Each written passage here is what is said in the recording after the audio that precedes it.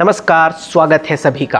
कांग्रेस के पूर्व अध्यक्ष राहुल गांधी ने सोमवार को कहा कि अगर 2024 की लोकसभा चुनाव के बाद उनकी पार्टी सत्ता में आई तो संस्थाओं को राष्ट्रीय स्वयंसेवक संघ यानी आरएसएस से मुक्त कराया जाएगा और इनकी स्वतंत्रता बरकरार रखी जाएगी।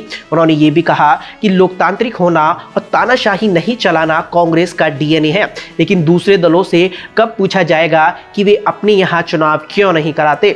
राहुल गांधी ने कहा कि संवैधानिक ढांचे को नष्ट किया गया है, संस्थाओं पर सुनियोजित ढंग से हमला किया गया है, मीडिया पर हमला किया गया है। सिर्फ मीडिया ही नहीं, न्यायपालिका नौकरशाही पर हमला हो रहा है।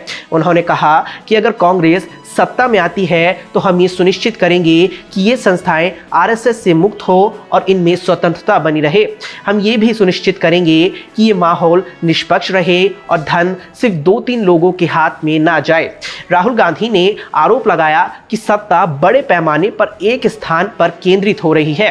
केंद्र में मोदी सरकार और तेलंगाना में टीआरएस सरकार सांठगांठ वाली राजनीति कर रहे हैं। उनका ये भी कहना था कि भारत जोड़ो यात्रा का विचार ये है कि नफरत और आक्रोश के खिलाफ लड़ना है, जो बीजेपी पूरे देश में फैला रही है।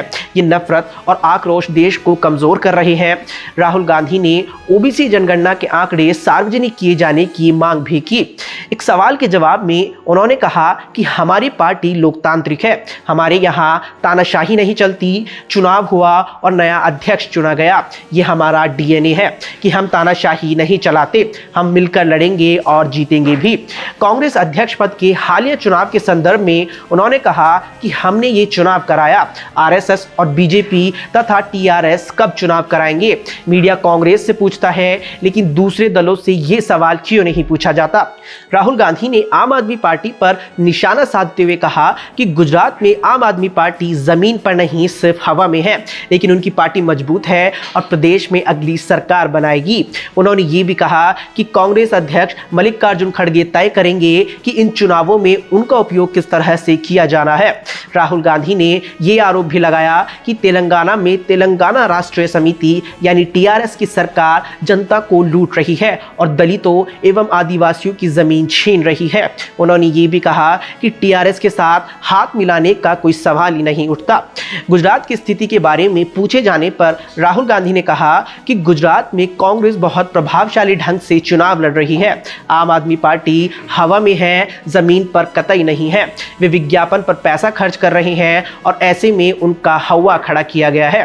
उन्होंने कहा कि गुजरात में कांग्रेस मजबूत है, सत्ता के खिलाफ माहौल है और कांग्रेस ये चुनाव जीत जाएगी। देश और दुनिया की तमाम खबरों के लिए हमारे चैनल को सब्सक्राइब करें, वीडियो को शेयर करें और अपनी प्रतिक्रियाओं से हमें अवगत कराएं। आप सबका शुक्रिया। नमस्कार।